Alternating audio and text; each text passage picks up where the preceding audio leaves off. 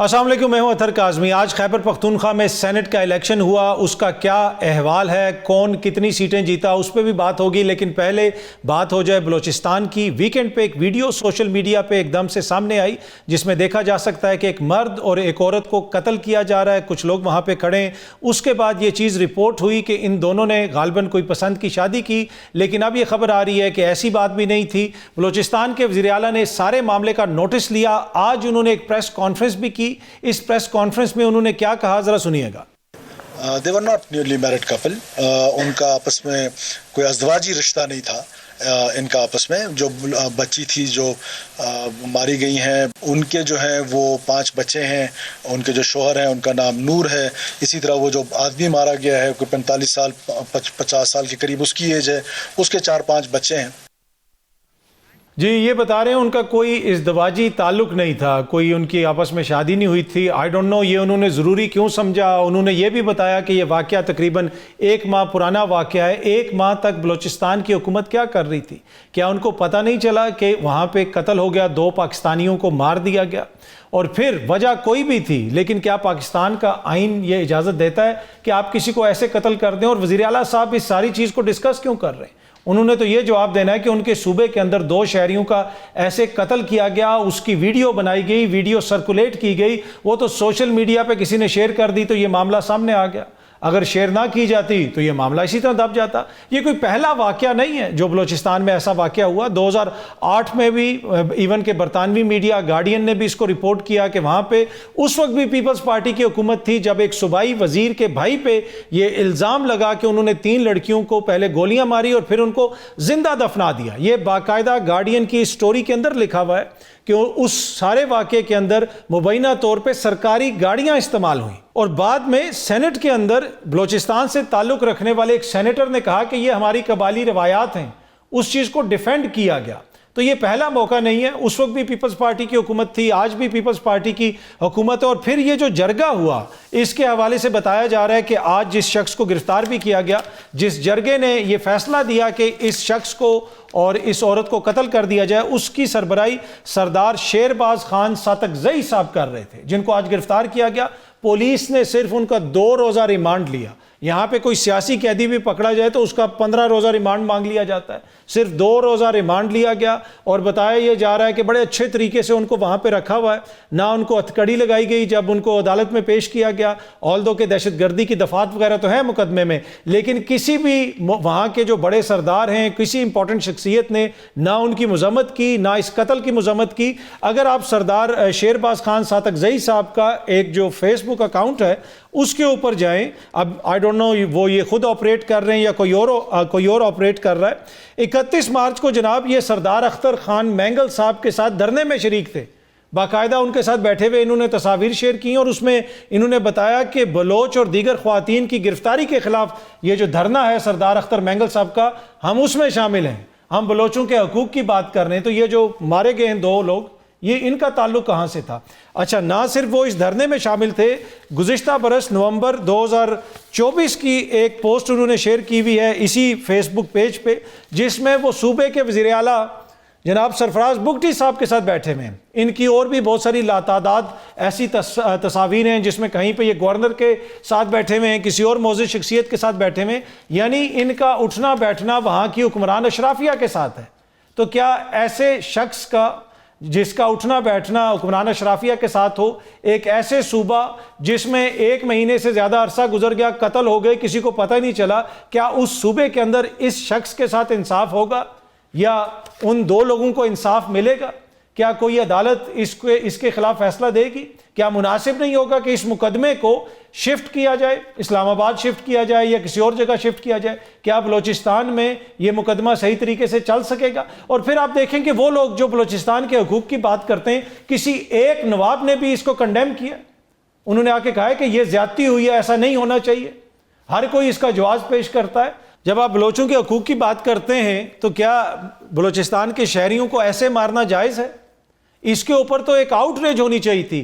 تمام سرداروں کو آج پریس کانفرنس کرنی چاہیے تھی، بتانا چاہیے تھا کہ جناب کیسے آپ کسی کو ایسے قتل کر سکتے ہیں، لیکن آپ کو کوئی آؤٹ ریج نظر نہیں آ رہی۔ اور اس میں المیہ یہ ہے کہ اگر آپ ان لوگوں سے بات کریں تو وہ اس کو ڈیفینڈ کرتے ہیں، وہ کہتے ہیں یہ تو ہماری قبائلی روایات ہیں. یہ کون سی قبائلی روایات ہیں؟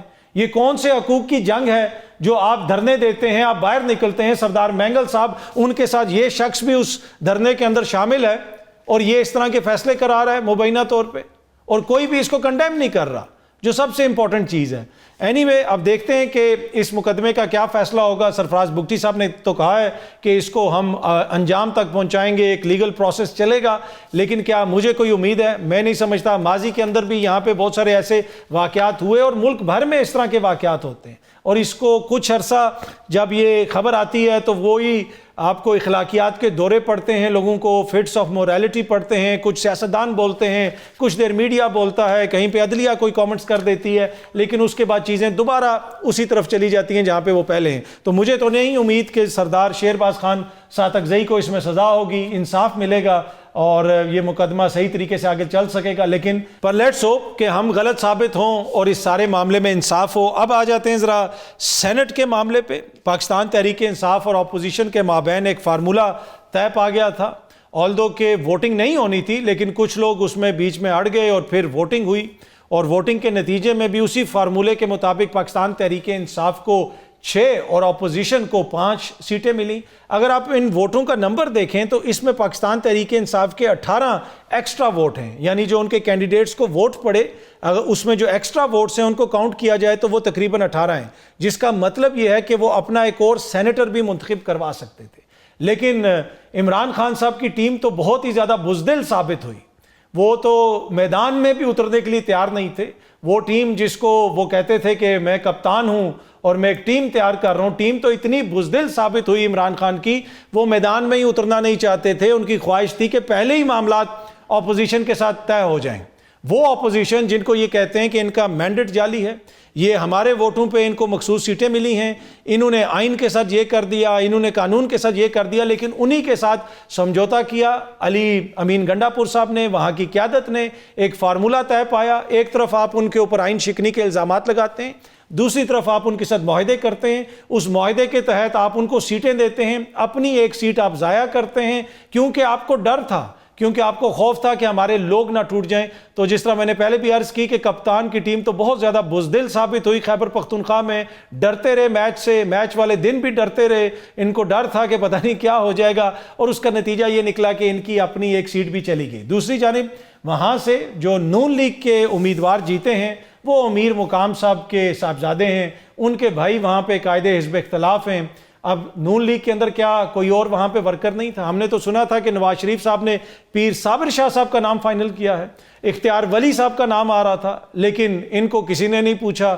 اگین وہ دے دیا گیا, ٹکٹ دے دیا گیا وہاں پہ امیر مقام صاحب کے بیٹے کو. پیپلز پارٹی نے وہاں پہ طلعت محمود صاحب کو ٹکٹ دے دیا. لیکن سرپرائزنگلی جہاں پہ ایک طرف آپ کو تحریک انصاف کا کارکن بولتا ہوا نظر آیا, تحریک انصاف کا کارکن تنقید کرتا ہوا نظر آیا, ان جماعتوں کے اندر تو کسی نے تنقید بھی نہیں کی. جو مخصوص سیٹیں ملیں این اے کی خیبر پختونخوا سے, اس میں سمر بلور صاحبہ آ گئیں نون لیگ کی سیٹ پہ.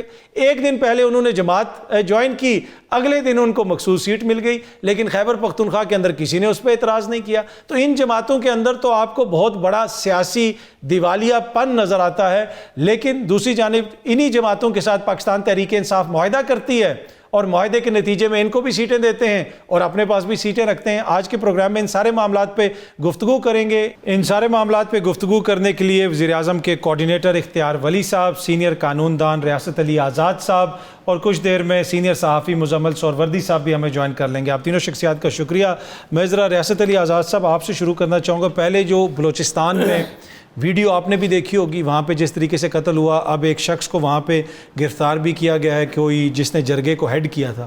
آپ کو لگتا ہے کہ اس معاملے پہ انصاف ملے گا؟ بسم اللہ الرحمن الرحیم. سب سے پہلے تو میں کہتا ہوں کہ یہ انسانیت کو ہلا دینے والا, دہکا دینے والا اتنا بڑا سانحہ ہے کہ اس پہ انسانیت شرمندہ ہو گئی ہے. اب آ جائیں لا کی طرف. دیکھیں سیکشن 34 تعزیرات پاکستان کے اندر, کہ اس کے اندر جتنے لوگ موقع پہ موجود ہیں کہ کامن انٹینشن کے ساتھ کوئی بھی آبجیکٹ آپ حاصل کرتے ہیں تو جس شخص نے وہاں پہ گولی چلائی ہے اور جو لوگ باقی ساتھ کھڑے انہوں نے کچھ بھی نہیں کیا، وہی سزا ان کے لیے بھی ہے جس نے گولی چلائی ہے، یہ تو ہمارا قانون کہتا ہے۔ اب آگے آ جائیں، اس سے بھی آگے آرٹیکل 4 جو ہے کانسٹیٹیوشن کا، وہ یہ کہتا ہے کہ every citizen of Pakistan shall be dealt in accordance with law. اگر انہوں نے جرم کیا تھا، شادی شدہ تھے نہیں تھے چھوڑ دیں، اگر وہ شادی شدہ تھے انہوں نے کوئی غیر قانونی کام کیا ہے، تعزیرات پاکستان میں اس کے لیے دفعہ تھی، آپ FIR دیتے۔ اگر انہوں نے اپنی مرضی سے شادی کی تھی، چونکہ یہ فیکٹ ہمارے سامنے نہیں ہے، اگر انہوں نے کی تھی تو آپ کو پھر بھی آپ کو کسی صورت میں اپنی عدالت لگانا، ماورائے آئین، ماورائے عدالت، یہ اختیار جرگہ پاکستان کے کسی آئین قانون کے اندر پرووائڈڈ نہیں کہ آپ اپنی عدالتیں لگا کے وہاں فیصلے کریں اور لوگوں کی جانوں کے ساتھ، اور جس طرح سے آپ نے انسانیت کی تذلیل کی ہے، میں کہتا ہوں کہ تمام لوگوں کے خلاف فل ڈوز FIR ہو کے اور اس کی پراسیکیوشن صحیح کمپیٹنٹ آفیسر سے کروانی چاہیے، نہ کہ ویک پور انویسٹیگیشن اور یہ ملزمان بھی۔ اس میں یہ جو سردار شہرباز خان ساترزئی ہے جس کو گرفتار کیا گیا، 2 روزہ ریمانڈ دیا گیا اس کو۔ یہاں پہ کوئی بندہ سوشل میڈیا پہ پوسٹ کر دے تو اس کا 28 روزہ ریمانڈ مانگا جاتا ہے۔ اس نے یہ قتل کا ان کے فیصلہ کرا لیا، اور دوسرا جس شان و شوکت سے اس کو پیش کیا گیا، آپ کو لگتا ہے کہ بلوچستان میں اس کے خلاف کارروائی ہو سکے گی؟ کیا یہ مقدمہ کسی اور صوبے منتقل کیا جا سکتا ہے؟ بالکل ہو سکتا ہے۔ ان دا انٹرسٹ آف جسٹس اگر یہ سمجھتی ہے جو ایگریوڈ پارٹی ہے یا اسٹیٹ اس میں پارٹی ہے، جو بھی کمپلینٹ ہے، وہ سپریم کورٹ آف پاکستان میں پٹیشن لگا کے کہ ہمیں وہاں پہ انڈیپینڈنٹ فیئر اپرچونٹی، اور آرٹیکل 10 وہاں پہ اویلیبل نہیں ہے، چونکہ آرٹیکل 10 ملزم اور مدعی دونوں کے لیے، اگر ان کو وہاں پہ نہیں ہے، ان کی ایویڈنس ضائع ہونے کا خطرہ ہے، ان کو تھریٹ کیا جا سکتا ہے، ایویڈنس پروڈیوس نہیں کرنے دی جا سکتی، فیئر انویسٹیگیشن نہیں ہو سکتی، تو وہ سپریم کورٹ آف پاکستان کے ذریعے کسی دوسرے صوبے میں بھی اس کیس کو ٹرانسفر کیا جا سکتا ہے۔ ٹھیک ہے، اختیار ولی صاحب اس پہ بریفلی آپ بھی ذرا کامنٹ کر دیں۔ آج وزیر اعلیٰ صاحب نے پریس کانفرنس بھی کی اور بتایا کہ یہ مہینہ 1.5 مہینہ پرانا واقعہ ہے، اگر سوشل میڈیا پہ نہ آتی ویڈیو ویسے اور پھر تو کسی کو پتہ ہی نہ چلتا۔ بسم اللہ الرحمن الرحیم، بہت شکریہ اطہر بھائی۔ دیکھیں، ویڈیو مہینہ پرانی ہو یا سال پرانی ہو، since you are the chief executive of Balochistan, تو آپ سے سوال ہوگا، آپ اپنے ضمیر میں، اپنے گریبان میں جھانکیں گے، یہ آپ کی ذمہ داری بنتی ہے۔ میرے بھائی نے قانون کے حوالے دے کر سیکشن آف لا کے متعلق آپ کو بات بتائی کہ قانون میں اس کی کیا وہ ہے، پوزیشن بنتی ہے۔ میں آپ کو سادہ سلیس الفاظ میں بتاتا ہوں، قرآن سے بڑی کوئی کتاب نہیں ہے، شریعت سے بڑا کوئی قانون نہیں ہے۔ زنا کے لیے اپنا حکم ہے، اپنا قانون موجود ہے، نکاح کے لیے اپنا قانون موجود ہے، سزا اور جزا کا باقاعدہ وہاں پہ ذکر ہے، اس کی وضاحت ہے۔ کسی کے پاس کوئی اختیار نہیں ہے کہ وہ اپنی عدالت لگا کر کسی پہ الزام لگا دے کہ اس نے گناہ کیا ہے اور اب ڈھس ڈھس ڈھس اس کو گولیاں لگا دیں، اس کو بھون ڈالیں۔ جنگل میں بھی ایسے نہیں ہوتا، جب تک کسی جانور کو اس کی جان نہ نکل جائے اس کو کوئی گوشت نہیں کھاتا، یہ جنگل کا قانون ہے۔ لیکن یہ جو ہم نے دیکھا، یہ کہاں کا قانون ہے؟ تو میرے خیال میں تو ابھی ایک اور پروگرام سے اٹھ کے آیا ہوں، میں نے وہاں پہ بھی یہ شعر پڑھا تھا، میں یہاں پہ بھی پڑھوں گا کہ جانے کب کون مجھے مار دے کافر کہہ کر، جانے کب کون مجھے مار دے کافر کہہ کر، شہر کا شہر مسلمان بنا پھرتا ہے۔ میں یہ شعر ڈیڈیکیٹ کرتا ہوں سرفراز بگٹی صاحب کو، آنریبل چیف منسٹر۔ میں یہ شعر ڈیڈیکیٹ کرتا ہوں بڑے ڈیڈیکیٹڈ پولیس آفیسرز ہیں وہاں پر، IG بلوچستان، ان کو اور تمام سرداروں کو جو وہاں پر بڑے ہیں، بزرگ ہیں، کہ وہ یہ شعر پڑھیں، سمجھیں اور اس واقعے کو قرآن اور شریعت کی روشنی میں اور اپنے روایتی معاملات کو دیکھتے ہوئے قانون اور دستور کے پیرائے میں لوگوں کو انصاف فراہم کریں۔ اچھا، ماضی میں بھی اس طرح کے واقعات ہوتے رہے، ابھی پہلے ہم نے ذکر بھی کیا 2008 میں اس طرح کا واقعہ ہوا، اس وقت بھی پیپلز پارٹی کی حکومت تھی، ایک پروونشل منسٹر تھے، 3 لڑکیوں کو گولیاں ماری گئیں، پھر ان کو، ابھی وہ زندہ تھیں تو ان کو دفنا دیا گیا، معاملہ سینٹ تک آیا۔ گارڈین برطانوی اخبار نے رپورٹ کیا کہ اس کو آج بھی وہ سٹوری موجود ہے کہ سینٹ میں ایک شخص نے کھڑے ہو کے کہا کہ یہ تو ہماری قبائلی روایات ہے، ایک سینیٹر نے کہا. اور آج بھی ابھی تک کسی نواب نے کھڑے ہو کے نہیں کہا. آپ بلوچوں کے حقوق کی بات کرتے ہیں, یہ جو شخص ہے سردار شیرباز خان ساتکزئی جس کو گرفتار کیا گیا, یہ کچھ دن پہلے سردار اختر مینگل کے دھرنے میں بلوچ خواتین کی گرفتاری کے خلاف وہاں پہ دھرنا دے رہے تھے. کیا اس طرح پھر آپ اپنی قوم کے ساتھ ڈیل کرتے ہیں؟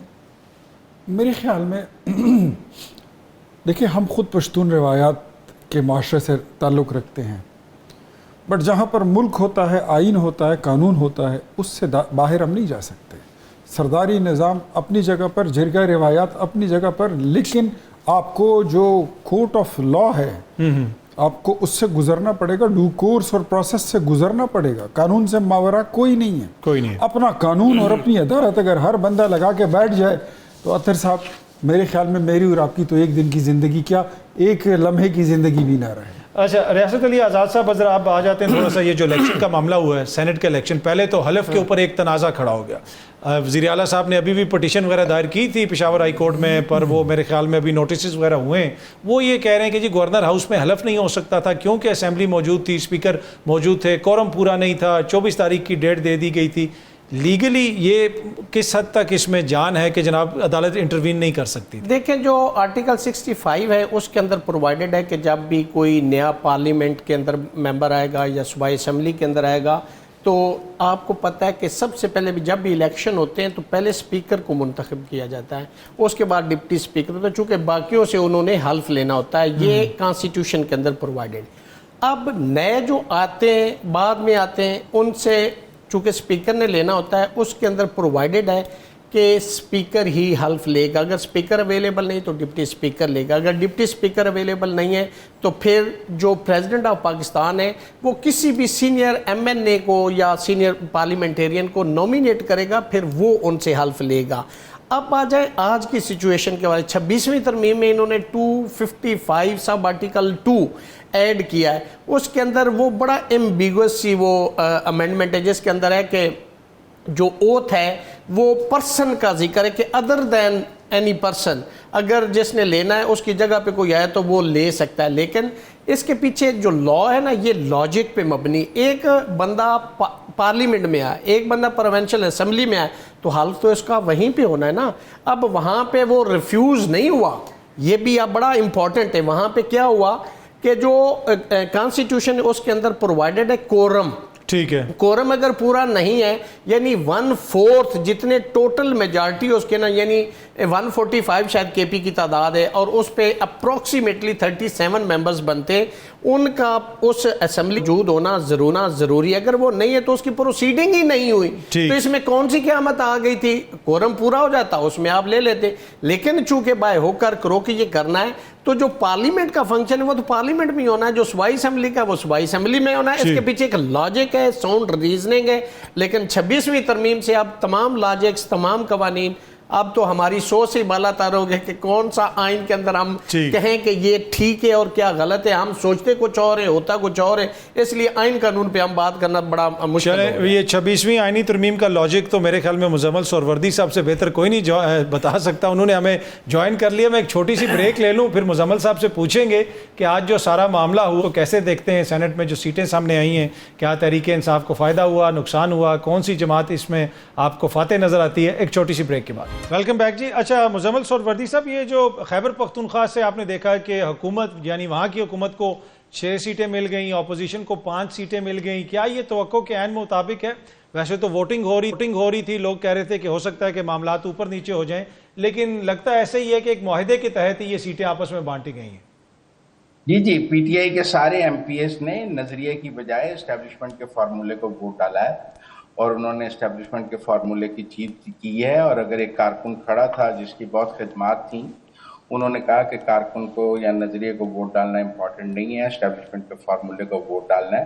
اور پی ٹی آئی کے سارے ایم پی ایس نے بآواز بلند نماز نیند کے اسٹیبلشمنٹ کے لوگوں کی لسٹ کو ووٹ ڈالا ہے اور اب کارکن کو ووٹ نہیں ڈالا ہے. اچھا, آپ کو لگتا ہے کہ یہ پی ٹی آئی نے تھوڑی سی بزدلی کا مظاہرہ کیا, ان کو ڈر تھا کہ ہمارے لوگ ٹوٹ جائیں گے, اس وجہ سے انہوں نے معاہدہ کر لیا؟ کیونکہ اگر آپ ان کے ووٹس دیکھیں تو 18 ووٹ ان کے ایکسٹرا پڑے ہوئے ہیں, یعنی ایک اور بھی یہ سینیٹر منتخب کروا سکتے تھے اگر چاہتے تو. اس کا مطلب ہے وہ 18 ووٹ ان کے پاس نہیں تھے, اگر ہوتے تو منتخب کرا لیتے. اس کا مطلب ہے ان کو پتا تھا کہ وہ ووٹ ہمارے پاس نہیں ہے. عزت بچانے میں یہی ہے کہ خود ہی سرنڈر کرتے ہیں سیٹ. اگر کانٹیسٹ کریں گے تو ہار جائیں گے. اور مجھے لگتا ہے کہ یہ جو فارمولا مانا گیا ہے, جو لسٹ مانی گئی ہے, وہ اسی لیے مانی گئی ہے کہ پی ٹی آئی کو پتا تھا کہ ان کے ایم پی ایس جو ہیں وہ کہیں جا چکے ہیں اور انہی کے احکامات پر ووٹ ڈالیں گے, پی ٹی آئی کے احکامات پر ووٹ نہیں ڈالیں گے. ٹھیک ہے. اچھا اختیار ولی صاحب, پی ٹی آئی کی تو ہم نے بڑی بات کر لی. آپ کی جماعت سے وہاں پہ ماشاءاللہ امیر مقام صاحب کے صاحبزادے جو ہیں وہ منتخب ہو گئے. ہم تو سوچ رہے تھے پیر صابر شاہ صاحب آئیں گے. سنا تھا کہ نواز شریف صاحب نے ان کا نام بھی فائنل کیا. صابر شاہ نہیں ہوئے تو ہو سکتا ہے کہ اختیار ولی صاحب ہیں. ایک آپ پتہ نہیں آپ انہیں جانتے ہیں کہ نہیں جانتے, تقریباً 30 سال سے نون لیگ میں وہ کافی دفعہ جیلوں میں بھی گئے ہیں. 35 سال سے تو کافی دفعہ جیلوں میں بھی گئے. ہم نے سمجھا شاید وہ آ جائیں گے. لیکن مرزا آفریدی کے بارے میں تو آپ لوگوں نے بڑی بات کی, لیکن اپنے حق کے لیے آپ آواز نہیں اٹھا سکتے. اتنی آمریت ہے آپ لوگوں کی جماعتوں میں. اچھا اطہر بھائی, میں اس بارے میں بات کر چکا ہوں پہلے. سوا سال پہلے میں اس پہ اپنی ریزرویشن, ایون اپنا پروٹیسٹ پوری قوت اور پوری شدت کے ساتھ میں نے دی ہے. قیادت کے سامنے بیٹھا ہوں, اپنی میسج اپنا پہنچا دیا. لیکن فار سم ریزنز وہ چیزیں پھر دیر ہو چکی تھی اور چیزیں فائنل ہو چکی تھی, تو لہٰذا جو پھر فیصلہ تھا لیڈرشپ کا اس کو تسلیم کرنا پڑا. جماعتوں میں یہی ہوتا ہے کہ پھر جب آپ کو قیادت کہہ دیتی ہے پھر آپ کو ماننا بھی پڑتا ہے, اور قیادت کے فیصلے چاہے جیسے بھی ہو, لیکن آپ کو اپنا میسج جو ہے وہ اور اس کے کانسیکوینسز جو ہونے والے ہیں وہ سارا بتانا پڑتا ہے. جہاں تک سر آپ مزمل صاحب سے آپ نے سوال کیا نا, میں تھوڑا سا آپ کو کلیئر کر دوں. انفیکٹ خیبر پختونخوا میں تحریک انصاف کے 93 ممبرز میں سے more than 55 members they were about to, مطلب they were ready for sale, وہ مارکیٹ میں اویلیبل تھے. اگر یہ ارب پتی اور کھرب پتی مرزے نہ آتے, 2-4 ان کو لانچ نہ کیا جاتا, تو یہ سارا مال جو تھا یہ بک جانا تھا. انہوں نے آزاد کھڑے ہو کر ان سے یہ ووٹ اٹھا لینے تھے. تو علی امین کی اور پاکستان تحریک انصاف کی وہاں پر نہ گورنمنٹ انٹیکٹ رہتی, نہ ریٹ انٹیکٹ رہتی, نہ ان کے ممبرز انٹیکٹ رہتے. ہارڈلی وہ اپنے کوئی 30-35-36 ممبرز کو انٹیکٹ رکھ پاتا, اس سے زیادہ وہ نہیں رکھ سکتے تھے. تو یہ جو فارمولا تھا جس میں کہتے ہیں نا کہ فائدہ اپوزیشن کو ہوا ہے, ایک سیٹ جو ہماری آخری والی ہے, جو 5ویں والی سیٹ ہے, اس میں 25% اس کے پاس ہونے میں ہمیں اس سے فائدہ ملا ہے. لیکن اس کا براڈ سپیکٹرم میں اگر آپ دیکھیں تو اس کا بڑا فائدہ جو ہے وہ پی ٹی آئی کو ملا. ادروائز ان کی واٹ لگ جانی تھی. اور یہ میں آپ کو ایک بات بتاؤں, یہ جو سینٹ کا الیکشن ہے نا, یہ کوئی کارکن مارکن یہ غریب لوگوں کے کام نہیں ہے. اس کے لیے پہلے ارب پتی ہونا ضروری تھا, اب کھرب پتی ہونا ضروری ہے. جو آ کے وہ پوری سرکار خرید لیتا ہے, حکومت خرید لیتا ہے, پوری جماعت خرید لیتا ہے, پوری لاٹ خرید لیتا ہے. اب نظام کچھ اور ہے. آپ نے دیکھا نہیں خیبر پختونخوا ہاؤس میں سارے ایم پی ایس کو 93 کو, سارے منسٹرز کو اکٹھا کیا گیا, جلوس میں لے کر گئے ہیں لاہور, اور مرزا صاحب کے فارم ہاؤس میں ان کو کھانا کھلایا گیا. اور ستم ظریفی یہ کہ پنجاب کے صدر کو عالیہ حمزہ کو بلایا تک نہیں. تو اس کو کہتے ہیں کہ پیسہ پیسے کو کھینچتا ہے. یوں انہوں نے اپنا سسٹم لیا. ریاست علی آزاد صاحب, تحریک انصاف تو کہتی ہے کہ ہم سسٹم کے خلاف لڑ رہے ہیں, نظام, اس نظام کے اندر ان کو ملا کیا ہے کہ وہ اس نظام کو بچانے کی اتنی کوشش کرتے ہیں. اگر ان کے ایم پی اے ٹوٹ جاتے تو اچھی بات نہیں تھی, ٹوٹ جاتے, علیحدہ ہو جاتے. دیکھیں آپ نے دیکھا کہ انہوں نے اصول کے لیے عمران خان نے اپنی استعفے دیے. انہوں نے گلگت بلتستان کی حکومت, کشمیر, صوبہ پنجاب کی حکومت, یہ کے پی, یہ ساری انہوں نے اس وقت یہ ایک پرنسپل کا نعرہ تھا کہ ہم تو ایک اصول کے لیے کھڑے, تو کوئی فرق نہیں پڑتا تھا. آج بھی اگر لوگ ایکسپوز ہوتے تو ہونے دیتے نا. آج آپ نے جو لالچ کیا, آپ نے اپنے اس پرنسپل سے ڈیویٹ کیا. دیکھیں جیسے مسلم لیگ نون نے نعرہ لگایا تھا ووٹ کو عزت دو, تو لوگوں کا ٹلٹ اس طرف گیا تھا. لیکن جب وہ اس پہ قائم نہ رہے تو پھر وہ سارا ٹلٹ عمران خان کی طرف گیا. آج کے پی میں بھی جو کچھ ہوا ہے, میں اس کو جمہوریت نہیں کہتا, میں یہ فارمولے کی جمہوریت کو نہیں مانتا. میں ہمیشہ یہ بات کرتا ہوں کہ جو جمہوریت ہے وہ تو ول آف دی پیپل ہے, وہ تو لوگوں کی رائے ہے. آج آپ نے اس رائے کے اگینسٹ ایک فارمولا اور ایک ٹاس کی جو سن رہے تھے کہ ٹاس پہ یہ فیصلہ ہو گیا، یہ ٹاس والی کون سی جمہوریت ہوتی ہے؟ یہ جمہوریت تو وہ ہے کوانٹم آف ووٹ پہ ڈیپینڈ کرتا ہے. اگر آپ دو باتیں، یا آپ مفادات کی سیاست کریں گے یا آپ اصول کی سیاست کریں گے. اگر آپ نے اصول کی سیاست کرنی تو پھر سب کچھ جاتا ہے چلا جائے، پھر کھڑے رہے. آپ نے تو نعرہ لگایا تھا نا کہ ہم نے تو اس نظام کو ننگا کیا ہے، تو آج مزید ننگا ہو جاتا. اگر آپ کے ایم پی ایس بک جاتے تو وہ بھی ہمیشہ کے لیے ایکسپوز ہو جاتے اور نظام بھی آپ کا ایکسپوز ہو جاتا. اس میں ریاست لیکن آپ نے فارمولا ایکسپٹ کر کے آپ نے وہ جو ایک اپنی جو ایک آپ کی ڈسٹنگویشیبل ہونے کی ایک وہ آپ کا نعرہ تھا، آپ نے اس کو نقصان پہنچایا. اچھا، اس میں انہوں نے تھوڑی سی بزدلی کا مظاہرہ نہیں کیا؟ ان کے لوگ کہتے تھے ہمارے لوگ ٹوٹ جائیں گے. وہ ساری زندگی ہم سنتے رہے کپتان ٹیم تیار کر رہے، ٹیم تیار. اتنی ڈرپوک ٹیم کہ وہ میدان میں نہیں اترنا چاہتے تھے. دیکھیں، جب تک آپ جینوئن ورکر کو نہیں لائیں گے، جو نظریاتی ورکر ہے آپ کو نہیں لائیں. میں اختیار ولی صاحب کی بات کو سپورٹ کرتا ہوں. جب تک یہ ٹکٹیں بھی انہی کو ملے، آپ جتنے مرضی نظریاتی بنے پھرتے ہوں، جتنے مرضی نعرے لگاتے پھریں، آپ اصول اور قانون کے اور کہ جی میں تو ایک پرنسپل پہ کھڑا ہوں، لیکن جب آپ کی پارٹی آپ کو اکاموڈیٹ نہیں کرے گی تو پھر آپ ایسے لوگوں کو لائیں گے اور ایم پی اے کی ٹکٹیں بھی انہی کو ملیں گی جو کل کو بک جائیں گے، وہ پیسے لے کے ووٹ دوسری سائڈ پہ دیں گے. آپ اگر اس ملک کے اندر آپ نے سیاست کرنی تو اصول کو پروموٹ کرو. جینوئن ورکر جو غریب آدمی، ذوالفقار علی بھٹو نے ورکر کو، ریڈی والے کو بھی ٹکٹ دیا تھا، وہ جیتا تھا چونکہ نظریہ بھٹو کا تھا، لیکن اس نے نظریاتی لوگوں کو ووٹ. اگر آج بھی آپ نے مال والے کو، پیسے والے کو ٹکٹ ایم پی اے کا بھی دینا ہے، ایم این اے کا بھی دینا ہے اور سینٹ کا بھی دینا ہے، تو پھر یہ جمہوریت نہیں ہے، یہ پھر مفادات کی سیاست. میں ایک بریک لے لوں، بریک کے بعد گفتگو کریں گے تھوڑی سی آئینی ترمیم کے حوالے سے. جس طریقے سے یہ سارا الیکشن ہوا، سینیٹرز منتخب ہوئے، چھٹی والے روز حلف بھی ہو گیا. اب لگتا ہے ایسے ہے کہ شاید 2/3 اکثریت حاصل کر کے حکومت 27ویں آئینی ترمیم لانا چاہتی ہوگی. کیا واقعی ایسی صورتحال ہے؟ ایک چھوٹی سی بریک کے بعد اس پہ گفتگو کریں گے. ویلکم بیک جی. اچھا مزمل صاحب، ایک تو یہ بتائیے گا کہ آپ کو لگتا ہے کہ اب 27ویں آئینی ترمیم لائی جائے گی؟ جی مجھے لگتا ہے لائی جائے گی. اور اس میں کیا کچھ ہوگا؟ یہ جو بات کی جا رہی ہے کہ 18ویں ترمیم کی کچھ چیزیں رول بیک ہو سکتی ہیں، کوئی صدر کو زیادہ انہانس قسم کی پاورز مل سکتی ہیں، فاٹا کو دوبارہ زیر انتظام کیا جا سکتا ہے وفاق کے، کیا اس کی شکل ہو سکتی ہے؟ نہیں، ایک تو میرے خیال میں کچھ جوڈیشل ریفارمز کا انکمپلیٹ ایجنڈا ہے 26ویں آئینی ترمیم کا، جو کمپلیٹ کیا جائے گا. اور وہ میرے خیال میں کانسٹیٹیوشنل کورٹ بنے گی. کانسٹیٹیوشنل بینچ والا معاملہ کو اتنا کامیاب نظر نہیں آ رہا. اس وقت ایک کمپرومائز ہوا تھا JUIF کے ساتھ کانسٹیٹیوشنل بینچ پہ، کیونکہ کانسٹیٹیوشنل کورٹ پہ وہ مان نہیں رہے تھے، PTI ان کے ساتھ تھی. تو اب شاید کانسٹیٹیوشنل کورٹ کی طرف معاملہ جائے. پھر اسی طرح ہائی کورٹ کے ججز کی ٹرانسفر کا معاملہ جو ہے اس پر ریفارمز ہونا باقی ہے، وہ ہوں گی اور وہ میرے خیال میں وہ ہونا ہے. پھر تیسرا جو ہے ججز کی جو احتساب کا طریقہ ہے، اس کے اوپر بھی لاسٹ ٹائم 26ویں آئینی ترمیم میں کنسنسس نہیں ہو سکا تھا.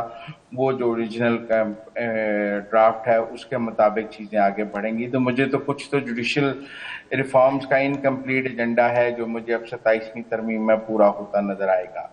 اور اس کے بعد یہ ضرور ہے کہ KP کی گورنمنٹ فاٹا کو ٹھیک طریقے سے نہیں کر سکی، اور انہوں نے فاٹا کو اپنے اندر اس طرح ضم نہیں کیا جس طرح ان کو اپنے اندر لے لینا چاہیے تھا. اور چونکہ فاٹا کا لا اینڈ آرڈر کا مسئلہ ایسا ہے جو KP گورنمنٹ حل نہیں کر پا رہی، تو اس کو وفاق کے متحد لینے میں مجھے نہیں لگتا کہ کوئی رکاوٹ ہونی چاہیے، اور وہ آگے چل کے ممکن بھی ہو سکتا ہے. لیکن مجھے لگتا ہے کہ شاید اس پہ JUI تو پہلے ہی مانی ہوئی ہے. JUI تو اس مرجر کے پہلے دن سے خلاف تھی. PTI نے یہ مرجر کرایا تھا، لیکن PTI اس مرجر کو آگے لے کے نہیں چل سکی ہے. لیکن مجھے لگتا ہے اس پر پولیٹیکل کنسنسس اس وقت موجود نہیں ہے.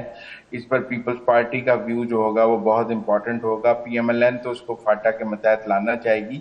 دیکھنا پڑے گا کہ پیپلز پارٹی اس پر کیا ویو لیتی ہے. جی ٹھیک، یہ بڑی امپورٹنٹ پوائنٹ ہے، کیونکہ آپ نے پہلے بتایا کہ PTI والے جو ہیں وہ اسٹیبلشمنٹ کا فارمولہ مان گئے ہیں، لیکن نون لیگ اور پیپلز پارٹی تو یقیناً آپ کو پتا ہے جمہوری فارمولے پہ ہی چلتے ہیں.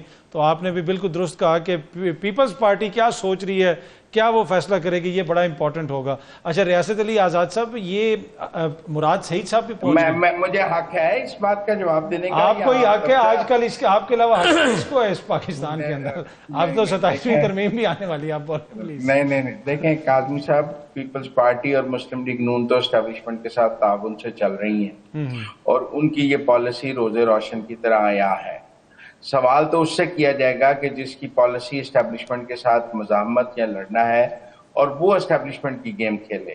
گلا اس سے ہوگا یا جو کھلے عام اسٹیبلشمنٹ کے ساتھ چل رہا ہے ہمیں اس سے گلا ہوگا. آپ میری بات سمجھے. اچھا ریاست علی آزاد صاحب، ایک سینیٹر آگے ہیں مراد سعید صاحب. مراد سعید صاحب بہت سارے مقدمات کے اندر وانٹڈ بھی ہیں اور یہ بھی کہا جا رہا ہے کہ عین ممکن ہے کہ وہ حلف لینے نہ آ سکیں. اب قانون تبدیل بھی کر دیا گیا ہے. کچھ لوگ یہ کہہ رہے ہیں کہ 6 مہینے اگر انہوں نے حلف نہیں لیا تو ہو سکتا ہے کہ ان کی سیٹ سے وہ اپنی ڈی سیٹ ہو جائیں، ان کا نااہلی کا کوئی ریفرنس پر آ جائے. دیکھیں یہ تو ابھی مستقبل کی بات ہے، اس پہ تو کامنٹ کرنا میں کہتا ہوں قبل از وقت ہے، میں اس پہ کامنٹ نہیں کر سکتا.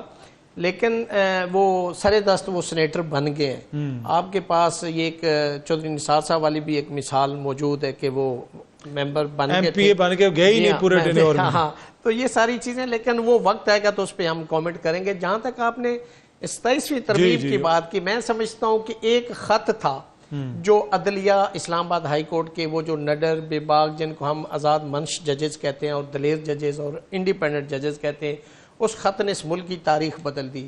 ایک خط نے 26ویں ترمیم لے آئے. ایک خط نے اس ملک کے اندر آزاد عدلیہ اس کا 26ویں ترمیم کے ذریعے تہس نہس کر دیا. ایک خط نے اس ملک کے اندر جوڈیشل سٹرکچر چینج کر دیا. اس ایک خط نے اس ملک کے اندر سارے اداروں کی جو آزادی تھی وہ سلب کر دی. اس خط نے اس پورے نظام کو بدلنے کی بنیاد رکھ دی. اس خط کی وجہ سے آپ دیکھ سکتے ہیں کہ آج اس ملک کے اندر، اس آئین کے اندر در پہ وہ تبدیلیاں، جہاں سے تھوڑی سی گرم ہوا آتی ہے وہاں پہ ایک امینڈمنٹ آ جاتی ہے.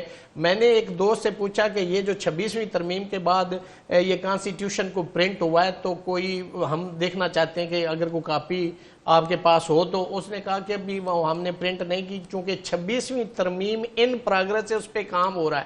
ابھی وہ بھی آ جائے گی، 27ویں بھی آ جائے گی اور اس کے بعد بھی وہ پرنٹ نہیں ہوگا چونکہ ممکن ہے کہ پھر اس کے لیکوناز اور ڈیفیشنسیز کو درست کرنے کے لیے اور مزید کسی جگہ سے کوئی لیکیج ہو اس کو بند کرنے کے لیے 28ویں ترمیم ہو. تو میرا خیال ہے کہ یہ 26ویں، 27ویں، 28ویں، 29ویں ترمیموں پہ ہی ہم رہیں گے. شاید آپ کو ایک بک لیٹ کی صورت میں کانسٹیٹیوشن بھی اویلیبل نہ ہو. تو میں سمجھتا ہوں کہ اس ملک میں کچھ بھی ہو سکتا ہے. اور آج پاکستان کے اندر پریویلنگ سرکمسٹانسز کے اندر آپ دیکھیں تو میں سمجھتا ہوں کہ انصاف نام کی سپریم کورٹ سے نیچے ماتحت عدلیہ تک بالکل زیرو ہے. اور عدلیہ پہ سے لوگوں کا جو وہ یقین تھا، اعتماد تھا یا کوئی امید تھی، اس سے بھی لوگ مایوس نظر آتے ہیں. ہم سے لوگ بات کرتے ہیں، لوگ ہمیں اپنے تفوضات سے آگاہ کرتے ہیں. اور لوگ تو یہ بھی بالکل، میں یہ چونکہ میں لیگل فرٹرنٹی سے میرا تعلق ہے، لوگ تو اب یہ کہنے لگ گئے ہیں، مجھے بڑا برا لگتا ہے اور میرے لیے باعث شرم بات ہے کہ میں کالا کوٹ پہننے والا ہوں کہ لوگ جب یہ کہتے ہیں کہ وکیل کی بجائے جج کر لو تو یہ کس طرف معاشرہ آپ لے کے جانا چاہتے ہیں. یہ تو دیکھیں ہر دور میں اس طرح کی باتیں ہوتی رہیں. لیکن اختیار ولی صاحب، 27ویں آئینی ترمیم آپ کو کچھ ہے اس حوالے سے اندازہ؟ کوئی بات چیت ہو رہی ہے حکومت کے اندر؟ سر یہ جو قانون سازی ہے یہ اسمبلیوں کا کام ہے. اسمبلیوں کا کام ہی قانون سازی. یہ میاں صاحب جس دن رات کو 12 بجے آئے تھے، پوری اسمبلی اکٹھی کی تھی، کیا یہ ساری کام آپ لوگوں نے مل کے کیا تھا؟ ویسے میں بڑی سنجیدہ بات آپ کو بتایا. مجھے یہ بتائیے پاکستان کی اسمبلیوں کا، چاہے وہ قومی اسمبلی ہے، سینٹ آف پاکستان ہے یا پروونشل اسمبلیز ہیں، ان کا کام ہی کیا ہے؟ قانون سازی کرنا ہے. وہ قانون جن کی لوگوں کی زندگیوں کو پروٹیکٹ کیا جا سکے، وہ قانون جس سے لوگوں کو انصاف ملے. ہم نے ماضی میں دیکھا کہ ان عدالتوں میں کیا ہوا. اگر میں زیادہ دور نہ جاؤں تو پرویز مشرف کے دور کا آپ کو علم ہوگا. پروویژنل کانسٹیٹیوشن آرڈر کیا تھا؟ پی سی او جس کو کہتے ہیں. ایل ایف او بھی آیا تھا، لیگل فریم ورک آرڈر کیا تھا؟ کیا یہ ایک عدالت کر سکتی ہے کہ ایک بندہ یونیفارم میں بیٹھ کر آپ اس کو یہ اختیار دے دیں کہ آپ آئین پاکستان میں اپنی مرضی سے، آپ کے پاس 30 دن ہیں، 6 مہینے ہیں، جو مرضی آپ ترمیم کریں؟ Is it possible? کبھی بھی نہیں. تو میرے خیال میں جو ملک ہوتے ہیں، ملکوں میں اور جنگلوں میں یہی فرق ہوتا ہے کہ ملک میں ایک دستور ہوتا ہے، قانون ہوتا ہے، آئین ہوتا ہے۔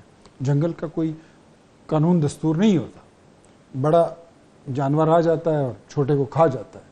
تو ان ساری چیزوں کو پروٹیکٹ کرنے کے لیے اگر قانون سازی ہوتی ہے، لائک ہم نے دیکھا یہی عدلیہ تھی جس میں وزیر اعظم پیش ہوتے ہیں نواز شریف، ان کو کہتے ہیں کہ سزلین مافیا، گاڈ فادر، اور جب عمران خان آتے ہیں تو ان کو کہتے ہیں کہ گڈ ٹو سی یو، ان کو ریسٹ ہاؤس لے جائیں، ان کو گپ شپ کے لیے جگہ دے دیں۔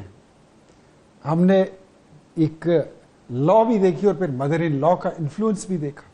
تو میرے خیال میں ایسی چیزوں کو دور کرنے کے لیے کارپٹ کور دیا جاتا ہے ایک بندے کو کہ یار 120 مقدموں میں اس کو کوئی بھی گرفتار نہ کرے، اس کے علاوہ بھی اگر کوئی مقدمہ گرفتار نہ کرو۔ لیکن دوسرے وزیر اعظم کے لیے ہم نے دیکھا کہ اس کو پاناما کے الزام میں بلا کے اقامہ پہ ڈسکوالیفائی کیا۔ آج بھٹو کو کتنے سال بعد انصاف ملا؟ یہ اس کی فیملی کے ساتھ، یہ اس کے کارکن کے ساتھ، اس کے نظریے کے ساتھ اور نظریاتی فالوورز کے ساتھ کتنا بڑا ظلم ہے۔ تو this is what a parliament should do. ٹھیک ہے، اور پھر دیکھیں اسی عدلیہ نے میاں صاحب کو ایئرپورٹ پہ بایو میٹرک بھی کروایا، اسی عدلیہ نے کل چھٹی والے دن آپ کا حلف بھی کروایا، کل چھٹی والے دن گورنر کو کہا، آرڈر بھی جاری کیا گیا۔ تو دیکھیں نا اسی یہ جو موجودہ عدلیہ ہے یہ وہی عدلیہ ہے۔ میں بتاتا ہوں اطہر کاظمی صاحب، وہ کہتے ہیں نا عدل و انصاف فقط حشر پہ موقوف نہیں، زندگی خود بھی گناہوں کی سزا دیتی ہے۔ یہ پاکستان کی عدلیہ، پاکستان کا نظام اور یہ سسٹم، یہ نواز شریف کا مقروض ہے۔ نواز شریف نے وہ ظلم سہے، وہ سزائیں کاٹی کہ جن جرموں میں ان کا کہیں تذکرہ بھی نہیں۔ چلیں وقت کی کمی ہے۔ 26ویں ترمیم میں اختیار ولی صاحب مجھے یہ بتا دیں کہ بالکل میں یہ ایگری کرتا ہوں کہ ذوالفقار علی بھٹو کو 40 سال بعد انصاف ملا، اور عدلیہ کی جو تاریخ بتائی ہے وفات کے بعد ڈیتھ سینٹینس ہوئی، یہ عدلیہ کی تاریخ ہے۔ صحیح بتائیے، لیکن مجھے بتا دیں کہ کیا 26ویں ترمیم سے اب عدلیہ جو آپ لائیں وہ ٹھیک ہو جائے؟ نہیں، وہ تو بالکل ایگزیکٹو کے لگتا ہے کہ وہ سر وقت کی کمی ہے۔ ایک جملہ ان کو بولتا ہوں، ایک جملہ، یہ جو بغیر ترمیم کیے کوئی کتاب اس دنیا میں ہے وہ اللہ کی کتاب قرآن ہے۔ یہ ترامیم بنیں گی، اس کو امینڈ کیا جائے گا، ٹھیک نہیں ہوں گے پھر امینڈ کیا جائے گا، اس کا کام اس میں تو کوئی دو رائے نہیں کہ پارلیمنٹ کا یہ اختیار ہے، لیکن ترامیم کیا عوام کے حقوق کے لیے کی جاتی ہیں یا حکمرانوں کی زندگیاں آسان بنانے کے لیے کی جاتی ہیں، یہ امپورٹنٹ چیز ہے۔ آپ تینوں شخصیات کا بہت بہت شکریہ، آپ کا بھی شکریہ کا۔ کل اگین آپ سے اسی ٹائم پہ ملاقات ہوگی۔ Thank you very much. باخبر رہنے کے لیے سنو نیوز کا یوٹیوب چینل سبسکرائب کریں اور بیل آئیکن پہ کلک کر دیں۔